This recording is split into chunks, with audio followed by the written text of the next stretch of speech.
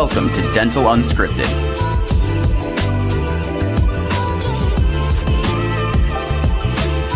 Where Mike Dinzio and Paula Quinn break down the practice ownership journey, one episode at a time. Starting up, buying, and running a successful dental practice.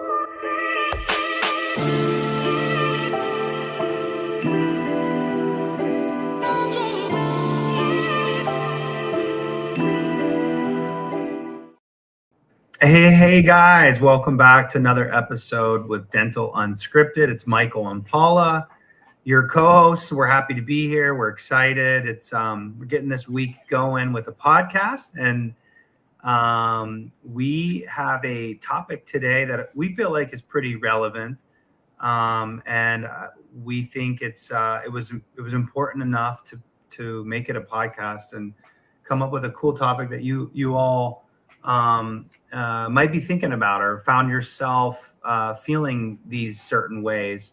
And so we're excited to get going and discuss the abundant mindset versus the scarcity mindset, and how it can really cripple you as a business owner and even person. But before we get into all that fun stuff, just a couple housekeeping things per usual. Be sure to subscribe, follow us. We're trying to get our followers up, just like you all try to do that in your practice. If you see that 5-star review, please click on that. It helps us on our ratings. We don't do anything with this other than give our time and share our knowledge. And if you could pay us back by simply giving us a like or just do a Google review, we'd really appreciate that. So I guess without further ado, Paula, how are you doing this morning? I'm doing great, thanks.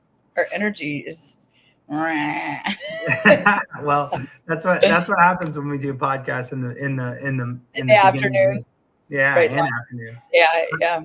So I haven't had enough cups of coffee, but yeah. So Paula, I was thinking about our clients, more recent, and I don't know if it's about the generation. I know you've been doing a lot of generational research lately, and maybe it's some of the generation. I don't want to turn this episode into the generation. We should do an episode on the generation. We should do that. Let's do that. Why don't you finish that book, and then we'll do the episode on the Gen X and the Ys and the Zs and the X and Qs. Let's do it all and kind of break it down as to how the generations really think about this stuff. But I do find that our clients of late, and we work with a lot of younger docs, less gray hairs like myself, and more folks are just jumping right into dentistry as new practice owners. They get into this mindset of, I got to hold on to whatever I have or I'm going to lose it. They try to control things. And essentially, we identify that as this idea of scarcity versus abundance. And so, essentially, I looked up, used the old ChatGPT button here, and I wanted to know really what do I mean by scarcity? I know what it feels like, what it looks like, but by definition, the scarcity mindset is a way of thinking where you're constantly feeling like there's not enough money, time, opportunity, resources, or even love. And that you have to fight and compete and hold on tightly to whatever you do have. And so we see this, right? We see this in our clients. We see them just trying to hold on to every little bit. And, Paula, I know that you've seen this, what are your thoughts? How, I know I just read the definition, but this idea of scarcity, do you see this? I know you see it in our clients, but we see it in the decision-making process, don't we? On all things. Yeah, I think it's actual financial business decisions about the practice. I think it's decisions about the team. I think it's decisions about, patience. I think exposes itself in lots of different ways in dental practices. Yeah, and just probably all business owners in general, even it's even shown up in our world, of course. So we're human too. We own our own business, and I think even us being held back in some decisions because of a fear of loss, that's a real thing. It's a real thing. So what is abundant mindset? It's the opposite, of course. Good old ChatGPT gives me the opposite of scarcity. That's not a definition, but it's a way of thinking where you believe there is enough opportunity, resources, and success to go. Well, that's the opposite. Literally the opposite. So, whereas scarcity is like you focus on the lack of or a fear of loss, you oftentimes think of like the short term, decisions made for survival right now, not for long-term growth. Whereas the abundant person is focusing on possibility, what's possible, trust in growth. Hey, let's trust that this is just going to grow, and if it doesn't, well, we'll cut losses and move on. But that's okay. We got to try this. It's possible. You're thinking long-term. You're celebrating more often. You're open. You're generous. So I think we all would prefer to be more abundant, but it's scary. Paula, when you've been in businesses a long time, like you obviously can think of some times that you fell into both of these opportunities. Do you have any examples that you can think of? I know I'm totally off the cusp, but even when you owned your practice, even maybe when you worked for the other consulting firm. I can think of two right now in my own practice. Okay, go. What are those examples of both abundant versus scarcity that being put in those situations? Go ahead. Well, when I first bought, I can give you all the reasons why I made the choices I made. However, yeah, of course. Well, I bought during COVID. It was difficult. Everybody knows that even after COVID to find teams. So that did have a little bit of impact. But I also wanted to run lean and mean because I was a hygiene owner and have that, that 30% automatically went to the doctor. Yeah. So here I'm already operating at 70% profit, not profit, but leeway, runway. And then you just got the regular wages and the overhead. So all you dentists out there, you don't usually have that extra 30% that I had. Yeah. So, I try to get by with less employees all the time. Mm-hmm. And what I sacrificed was growth for a while. And I think it was because I couldn't be everything. I knew, and there's lots of reasons, and this sounds arrogant, but I knew how to grow a practice. I know that more than the average bear, but because I was dental assisting and doing hygiene and doing all the things, I couldn't even focus on like going out and doing the marketing and doing the things. So here I had an advantage over most owners because I had a me that couldn't do the dentistry. So I should have been out doing the marketing and the things, but instead of paying a dental assistant $20 an hour or whatever, I decided I can jump in, and so for a long time I couldn't find one. Then I just couldn't find the right one. So I kind of ended up, doing everything. So that was one, living in scarcity there. Well, hold on. I love that, and I think we should talk about that. I was going to go into my abundance. Oh, you wanted to brag on the abundant. Yeah. I mean, okay. Go for the abundant. Well, I was just thinking that, I was translating that to like even our clients and trying to hire the next person, or I get the call or the text all the time, Michael, this gal was asking for $26 and we posted for $24. Can we afford that? And it's just that. It's like, do you think that this, it's not so much that decision, but it's ultimately, investing in the future in the long term and not being scared of growth. And I remember when you were in that mode, and you were running around, and I could see it as clear as day, right? You were doing all the things, and there's only so much that you can do to the point where you're either going to kill yourself, which you were heading towards that path with physically and mentally.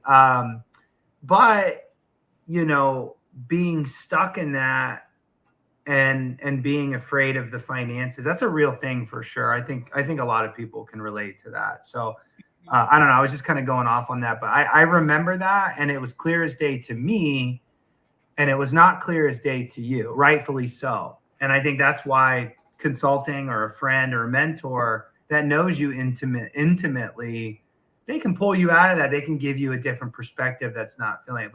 But man, is it hard to make those decisions even when you have a friend or consultant tell you what you need to do. Yeah. So, okay, go ahead. Abundant. It's a good example of you and abundance. Well, that same scenario, I was going to give the other side. When I finally let go, took me a while. Mm-hmm. You know, by the time I sold, I wasn't even doing hygiene anymore. I had 2 hygienists, and I had a couple doctors, and I think I was able to give that patient experience that I wanted and do some of the marketing that I wanted. And I feel like it grew, you know, it grew exponentially because I finally, you know, I finally invested in those things that I was so fearful to invest in. It's almost you got to spend money to make money, but you got to do it with strategy. But you have to have the time to strategize, because if you're just living in scarcity, you're always just treading water. Like you can't even sit down long enough to be like, okay, if I did this, what would I have to ROI to do this, you know? So you get stuck just doing, so you don't have time to look at the vision, strategize, really sit back. So I like what you said, like you do need that person, that coach, that friend, that mentor that can help you break it down in bite-sized pieces so that you can see the other side. But I do think that, I mean, docs, anyone who's listening, I can say this for me, there's nobody better to bet on than yourself. You know, no matter who you are, you're not going to let your baby go under. You know, you're going to do everything you can. And so you kind of have to trust some of those things. Well said. Yeah. So I mean, that's just kind of it. I guess it was just once I did come for more abundance, like, hey, you know what? I got this. We can do this. More positive attitude, more positive self-talk, you know, things like that. It just, you know, like I said, it was probably should have done it sooner. You know what? A lot of things are going around in my head as you're talking. Like we do a lot of training on behavior styles when we're coaching our clients. And, you know, we always laugh because if any of you know the DISC analysis, behavior analysis, that's what we do. DISC, look it up, take the test. I think there's some free ones out there. There's a lot of S's, and I don't want to talk over our audience's head, but there's a lot of S's in the world of dentistry, and S's are amazing. I have a brother that's an S. Is he though, or is he a C? He's both. I think he's both. He's definitely that Labrador retriever, just that's true. Yeah. Steady Eddie. You know, he gets a little excited sometimes, but for the most part, on a daily basis, he's there and he's Mr. Steady, and he doesn't like change. And so what we just described was an S audience, and that S is just very like, they're not going to make huge moves. They're not going to be super bold like a D. So a D is very dominant, very ready to take risks, very quick, sometimes can be abrasive, or it comes across abrasive. And a D takes action. And so, you know, it's kind of funny because, like, you know, we all know that person in our lives, or those other dentists or colleagues that are just quick to make action, and they're okay with risk. Right? They're very quick to make some decisions. And if it fails, it fails. Okay, we learn from the failure. Whereas a lot of the S's are going to research the crap out of something just to try to prevent the thing that could happen. And what we don't do probably is we don't like appreciate, well, what's the worst that could happen? And maybe do a projection. Okay, well, I lose $1,000 if this doesn't work. Well, that's a risk we're willing to take. Let's do it. We're probably not going to lose 1,000. Maybe we only lose 5.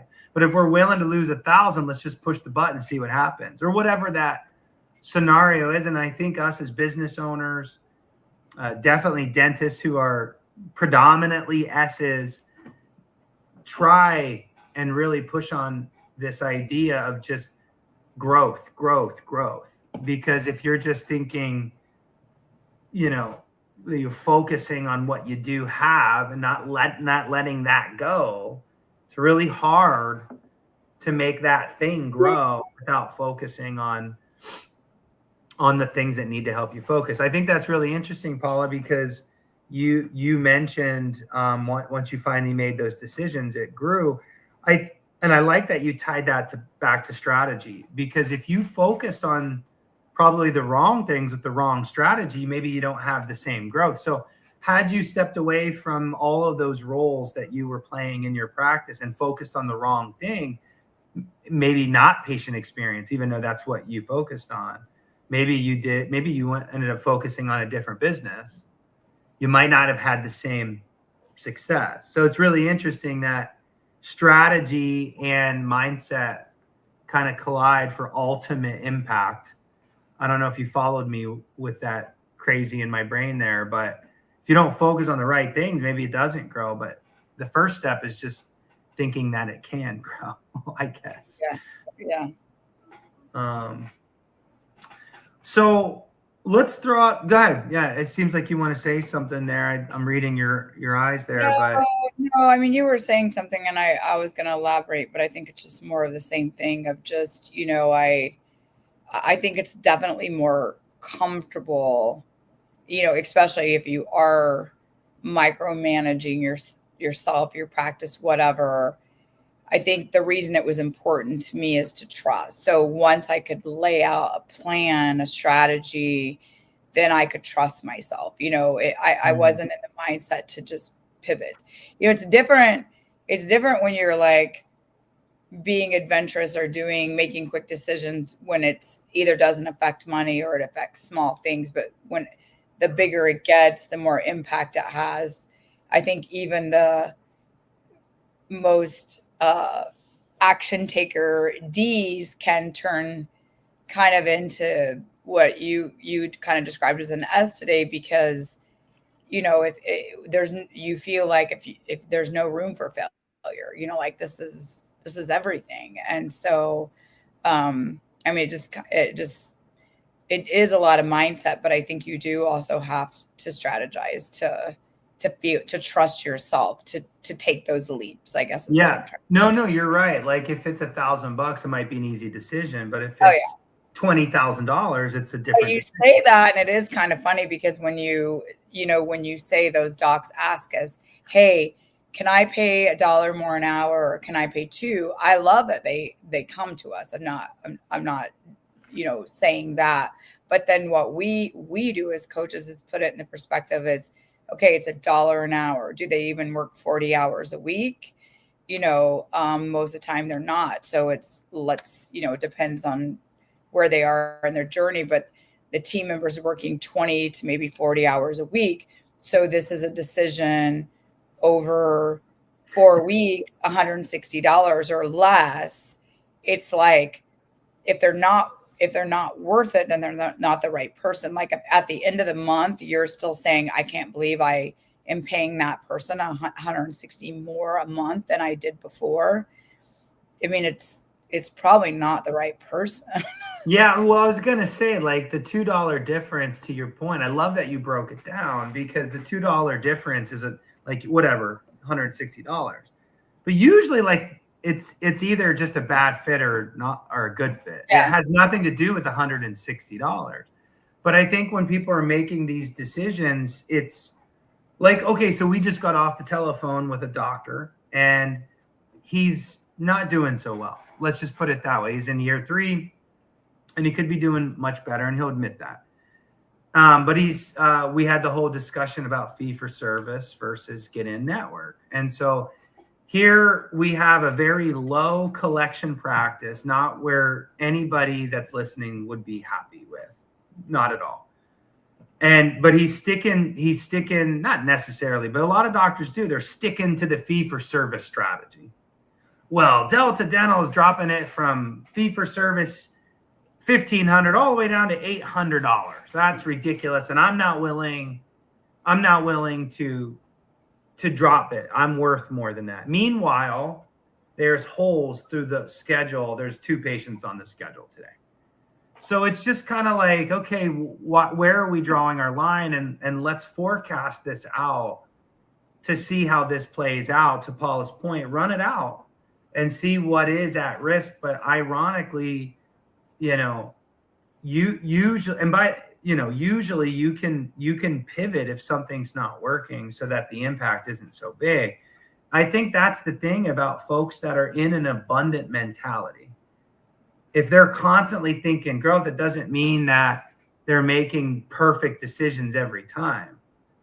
But if you know your business, or if you have a consultant like us or someone watching your business, it's like, hey, this isn't working. We got to adjust and change course. It's going to be fine to do that. But if you're constantly pushing the envelope, constantly trying to figure out how to grow, usually things work out. There's growth. Yeah. Grows, right? Yeah. Yes, I think I totally agree. And then the other thing, which we get a lot of, so I'll follow on my sword here on this one too. And you got me out of this hole when I was spending the money on marketing, and so now I'm really good at when people are doing marketing, look at ROI, and I didn't think it was working, and so I cut it. Mm-hmm. And then I realized it was working. And even though I knew it brought people in, each choice was costing me like $5,000. Each decision to drop some mailers, it was $5,000 or whatever. Well, each decision to reinvest. Yeah. And so when it came time, one time I was just like, no, I'm thinking $5,000. I don't have it. I don't want to spend it. It doesn't bring a whole lot anyway type, mentality. And then when I stopped, it quickly did impact. Mm-hmm. And so I see it all the time. And I can't even, maybe you can help with this, Michael, because we had this recently. It's like odd. We have a few doctors that when something's working, it's working great. But when they have to cut that next check, all of a sudden they just drop it. Oh, let me try it on my own. Let me not do this. And it's like, but if it's working, why cut it? Why? And we get into that actually a lot as consultants. It's a very natural thing to start and stop with the consultant. And some folks have consultants for 20 years and it's great. And the other consultants, they get picked up and dropped off very quickly. And we've seen it all, right, as consultants. But yeah, you're right. When you have to write that check, it all of a sudden it's like that chest tightening, and it's like I can't lose where I got. Although all the great decisions that got you to the place that's working, that just goes right out when you're getting ready to write the check. And it's super weird. Business owners go through this, even you and me. When I think about our very first employees, if any of them are listening, you guys, Paul and I would sit on the phone and just be like, well, gosh, how are we going to make this work? And whatever we give them, it's right out of our pocket, and we can't really afford this, but let's just do it. And that was an abundant decision. And guess what? The whole thing grew. But if we were stuck in, gosh, we've had great success, just you and I, and we can handle these clients, and then we didn't hire that next employee or whatever, we never would have taken that next step and that next step. And so, and ironically, the bigger you get, the bigger the checks get, the harder it is to write it. So I really have a lot of respect for those folks that grow very consistently to very big companies because they get to a point, they got to write an even bigger check, and they get to another, and then pretty soon $200,000 checks are no big deal to $20 million companies. Some people out there, yeah. Yeah, some people out there. A $5,000 mailer is probably the equivalent to the size of business that you were, and you're like, oh shit, I'm not writing this one right now. Yeah. It's a real thing. And I think that's business owner 101. And that's why we're having this podcast, because when you focus on growth and have the right strategy behind it, it grows. It's just a fact. I would think probably the best thing you taught me, even personally, is like a meeting of the mind for me. And we talk about this all the time working on your business. And I think before you make those decisions of scarcity, before you choose, I just can't write that check, whether it's for an employee, whether it's for technology, whether it's for coaching, whether it's for marketing, if you really haven't sat down and did your homework, and I'm not talking to your CPA that says, what do you need that for, kind of conversation. CPAs are the epitome of scarcity, by the way.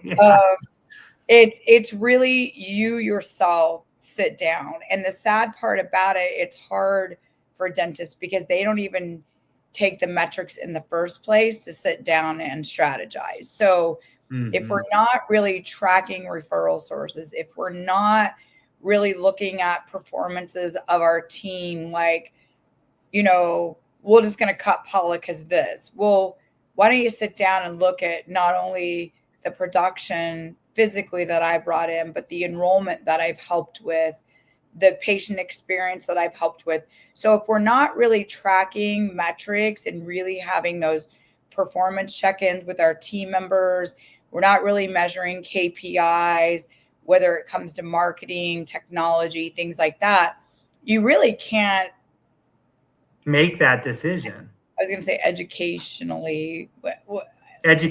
decision. Yeah. Mm-hmm. Yeah. You really can't make that. So then it's just a gut. $5,000. I can't do it. And they just cut it. Yeah. When you're making decisions on gut, stop. I think that's a great, and I mean, look, women make great decisions on their gut. Men don't. So if you're a man, stop doing that. If you're a woman, sure, lean into it. I don't think that's true, Michael. But what I was gonna say is the trump card is the metrics, it's the numbers. And I love that you said that, because even we went through some consulting at our company, and they are big on numbers and scorecards and metrics. And you can't run your business without understanding metrics. And we have tons of episodes and tons of things on metrics. We just did one on KPIs, but 100%, like Paula just did. $2, how many hours times 4 weeks, $160 decision. And then the next part to that is, what can I implement to make it worth the $2 an hour? And it goes with same technology, right? It's all of this. So you've got to have the system in place to get the metrics. Then you got to take the metrics, and then you make your decisions on the metrics, is the way I look at it. So let's talk about verbal skills, because I think it's the conversation that we're having with ourselves and with others that drives this mindset. I think that if you wake up every morning and you're scared and you're saying, how am I going to survive this month, this week, this year? What am I going to do when that dentist moves in next door? Yeah. What am I going to do if I lose Tammy at the front? How am I going to survive? Yeah. Like I wish I could invest in a 3D printer, whatever, right? Like, just, it's that negative glasses half empty conversation that I feel like if you try to stop yourself from that and remove those things out of your vocabulary, and you start talking about how can this happen, like what would we need to do to make this work, or what small steps can I take to create this, or when I train someone, what will it free me up to do, which is what I did. Exactly. Like just, and then celebrating. I think all of us need to celebrate more. Even at next level practices, that's why I love our team meetings, because we force them to celebrate. Like the other day we had a team meeting and they said they got up to 380 Google reviews. Oh my God, that's amazing. What did you do? Well, we just started asking and having conversations. Oh my gosh, can we do that more? And everybody's like, yeah, we need to do that more. And it's just like, it's contagious to celebrate. And it's a good reminder that possibility is an opportunity. And if you don't celebrate,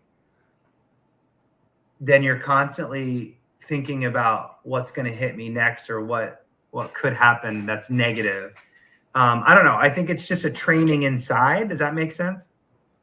Yeah. And I think this verbal skill is really good for docs listening, because I hear it all the time. Well, doctors and hygienists, is they live in fear, scarcity, that if they diagnose their patient right, their patient's not going to do it, or they're going to feel like the patient feels they're ripping them off. They're going to feel like the patient's going to feel like they want to just buy a car. And so what I see a lot of doctors do is patch, watch, underdiagnose, hygienists not diagnosing perio, all because, part of it I think is because it's under their watch and they feel guilty. And then part of it is they have a fear of diagnosing a patient because the patient won't like them, or they'll go somewhere else. And I'm here to tell you that, presenting the ideal treatment plan with confidence, the patient does deserve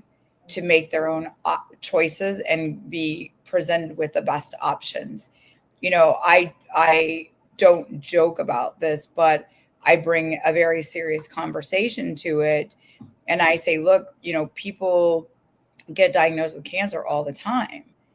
And we wouldn't want, number one, our doctor to not tell us this week because they want to wait and plant a seed and tell us over a 6-month period, right? Mm-hmm. Number one. And number two, you want to catch it early, you want to catch it, and then you want to put the decision into the patient's hands. Patients get to decide if they want to treat their health or not. Let them decide if they want to treat their oral disease or not. So I see it all the time with diagnosis. It's That's good. The fear of scaring the patient off, the fear of being the bad guy, the fear of the patient blaming them, things like that. So, but with verbal skills, I think it also goes into you were talking a minute ago between negative talk and positive talk. And I think that, those verbal skills, what you're saying to yourself as a leader, you may not even realize how you're projecting that onto your team. So if you come in with a ho-hum, we're not doing well, the dentist is moving in next door, our fees are too high, our patients aren't going to pay them, then guess what? Your team's going to have the exact same perception and project the exact same thing onto the patient. So I think when I teach verbal skills to teams, whether it's case acceptance, phone skills, whatever it is, you never know the patient. There are some patients that don't even know what you said. They're just like, cool, whatever. They're going about their day. They don't make meaning to those words. And then we have a lot of patients and people who make meaning to everything you say. And then there's somewhere in between. So you have to really be careful, not only how you speak to yourself, how you speak to your team, and how you speak to your patient. So I love that. I think language is so important, and it's sometimes harder when you're from Ohio and don't have great verbal. That was a joke, but no, it's sorry to make a joke of what you're saying, but absolutely, like I think how we how language is just so important. There's been a lot of like Instagram stuff about using better verbals. I think if you start watching that kind of stuff, you'll get into an algorithm on Instagram. I think I have before. Mine kind of went away. I don't know what happened. Oh, you stopped looking at it. I must not have said You know, the last kind of thing I wanted to take this is like, you know, just a reminder that you're the leader and visionary of your practice. So your team is not that for you. They're following you. They're taking marching orders. They're not supposed to lead. You are leading, and you are the visionary. If you're not a visionary, if you're not inspiring, you need to figure out how to be, because you're not going to get the goals and things that are in your head and get them to help you do those goals without inspiring and setting bigger goals. And I think that's one big thing as kind of a last segment to this episode is if you want to start thinking more in an abundant way, you need to set bigger goals. You need to, you know, inspire your team and start having the conversation. How can we do this? What ideas do you have to help me do this? Not, hey guys, you think we can do this? It's, hey, we are doing this, and how can we? And I need your help. There's a big difference in that, right? Because there's too many doctors out there that own practices that are expecting their team to drive them, and that couldn't be. Asking them to make decisions or asking for permission and forgiveness. No, like, you own your business. There's no reason for you to ask for forgiveness about setting goals or trying something new. Go do it, break through, have fun with it. And if it's a fail, well, sure, there's going to be some bitching, but it's your practice. And so you got to inspire them. That's exciting. And I think once that becomes a culture, then Nancy Joe, who's kind of a buzzkill, you know, who's kind of an energy vampire, will find her way out the door, because you have created a culture of possibility, a culture of growth, a culture of how can we do this. And Nancy Joe, who's saying, well, Delta Dental's doing this, and it's like, okay, bye. Like, got it. Yeah, you know, there's plenty of practices that are successful with Delta Dental, you know. So break it. Yeah, so you got to inspire them, and then you got to break it down into clear, objective goals. Hopefully not too overwhelming, but why not? Because if they're a little overwhelming, it should be a little uncomfortable to break through some barriers. So, Paula, you do a lot of our annual planning, and it's interesting, right? Like when folks declare really big numbers, what usually happens? At the end of that year, they hit them, or they try like hell to hit them, you know? And so, and the team usually rallies around them, and the team usually ups it, you know, a couple $100,000, if not more. They do. The doctor says $1 million. They're like $1.5 million. We're like, oh, okay. How about $1.2 million? Let's you know. I think. Go ahead. Go ahead. No, I was just gonna say, but if they did $1 million last year and they're declaring $1.5 million and they land at $1.2 million, it's like, holy crap, right? So sorry, go ahead. Yeah.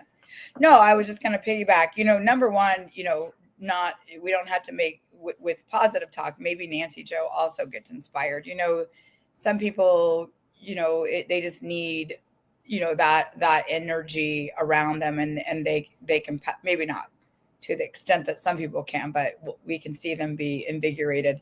And I was just going to, you know, piggyback off, you know, you talking about them being the visionary. So I think absolutely, if you want to leave a legacy, like a dental legacy with your patients and your team, and even yourself, I think that you do have to lead with vision and not fear. I think you do have to, like you said, Michael, lead with confidence, with no apologies.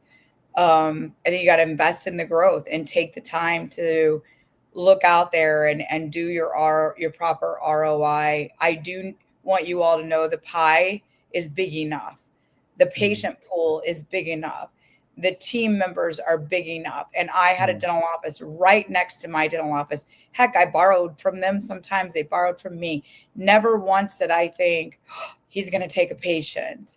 Matter of fact, sometimes I wanted to give him a few, like, can you take this patient for me, please? So, elevate your team, elevate your patients, elevate your practice.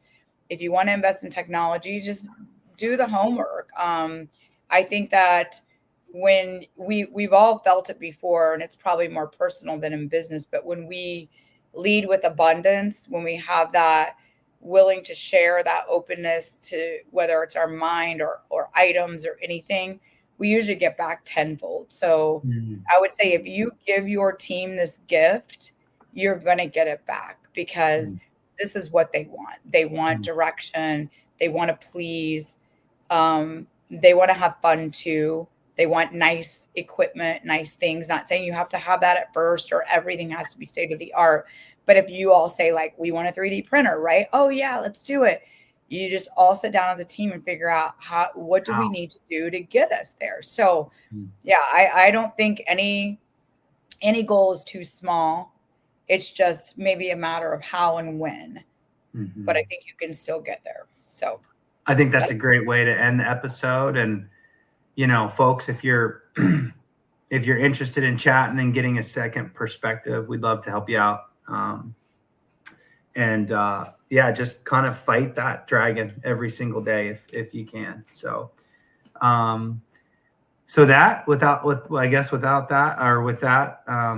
let's shut this bad boy down. Thanks for helping me get through this conversation, Paul. I think it's a good one, and I think it's important. So, okay, all right.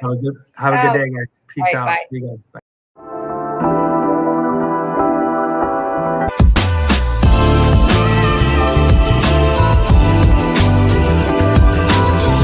Thanks for listening.